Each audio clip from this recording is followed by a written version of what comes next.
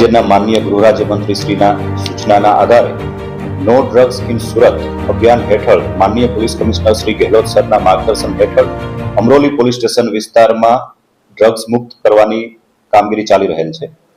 બાતમીના આધારે અમરોલી પોલીસ દ્વારા ગુજરાત હાઉસિંગ બોર્ડ ખાતે રેડ કરવામાં આવેલી, જ્યાં વિરેન્દ્ર ગુપ્તા નામના વ્યક્તિના ઘરેથી 26.37 કેજી ગાંજો મળી આવેલ, જેની બજાર કિંમત 2,63,000 જેટલી થાય છે। આ ગાંજો વિરેન્દ્ર ગુપ્તા સનાતન શંકર પ્રધાન નામના વ્યક્તિના ત્યાંથી મેળવેલો।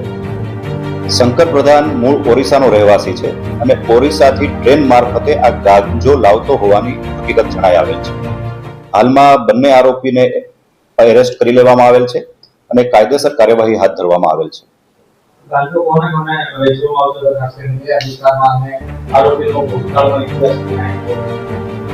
આરોપી અગાઉ કોઈ ગુનામાં પકડાયેલ હોય તે પ્રકારની હકીકત જણાયેલ નથી।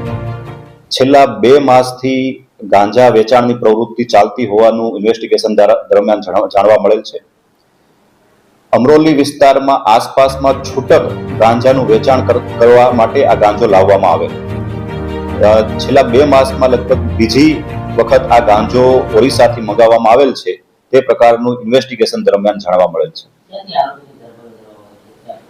વિરેન્દ્ર ગુપ્તા નામના વ્યક્તિની જે ધરપકડ છે તે ગુજરાત હાઉસિંગ બોર્ડ ખાતેથી કરવામાં આવેલ છે। સનાતન શંકર પ્રસાદ નામનો જે વ્યક્તિ છે, જે ઓરિસ્સાનો છે, તેને પણ સુરતના જ એક વિસ્તારમાંથી પોલીસ દ્વારા હાલમાં એરેસ્ટ કરવામાં આવેલ છે। शहर की ताजा खबरों के लिए आज ही सब्सक्राइब करें एडी न्यूज डिजिटल।